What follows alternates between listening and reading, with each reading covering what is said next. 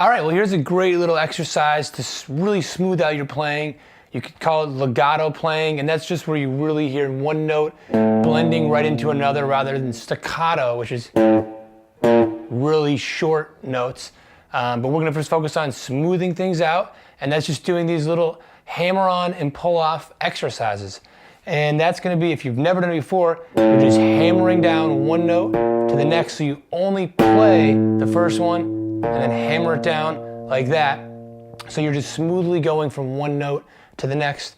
And you have to just do, just like it says, hammer on. Think of your finger as a hammer and really exaggerate. Just pound that down and right behind the fret. Make sure you're really getting good technique behind the fret there. And then a pull off is the opposite, like that. But rather than just coming straight off, the second note can be a little weak in volume, so we want to just pull it just a little bit, kind of like pluck it, like that.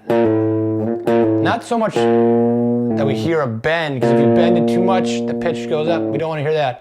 So get used to that flicking off, so hammering down, flicking off.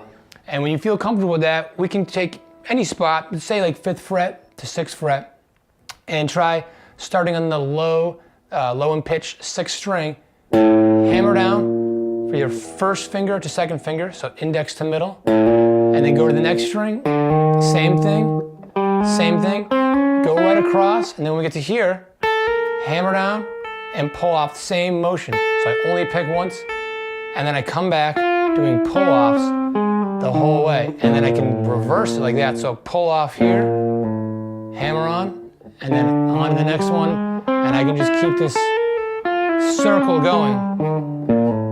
And a good thing is to try to, once you get used to this, instead of going staggered like that, but just smooth out the rhythm. So we're going one note evenly into the next. We're going.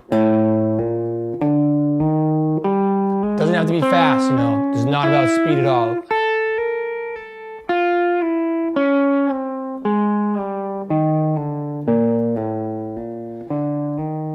And then once we feel comfortable with that, we can try the next 2 fingers.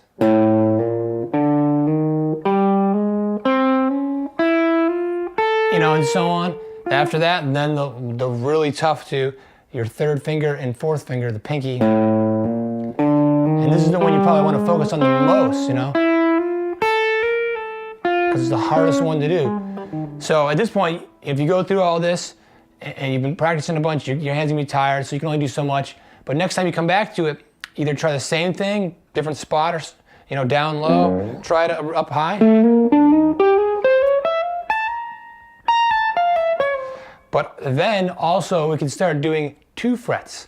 So maybe our 1st and 2nd finger, if we want to get used to stretching, like that, or 1st and 3rd finger, 2nd and 4th. Try out different combinations. Eventually try 1st to 4th finger going up 3 frets. That's a really tough one.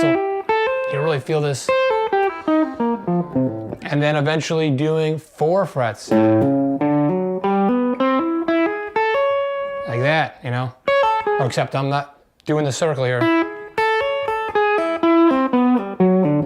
Like that. So it may sound a little funny, but it's a great exercise to build strength in your hands and get some good finger independence and work on those hammer-ons, pull-offs. And if you just keep working on these little bits here and there, it'll come through and you're playing a lot more and you'll really smooth it out, add a lot more texture to the playing rather than just playing notes. Because in the end, it's kind of what you do with the notes. It's not just the notes you play that are important. So make sure, yeah, you just do that. It's a good way to warm up your practice sessions. And yeah, hopefully that adds a lot to your playing. Good luck.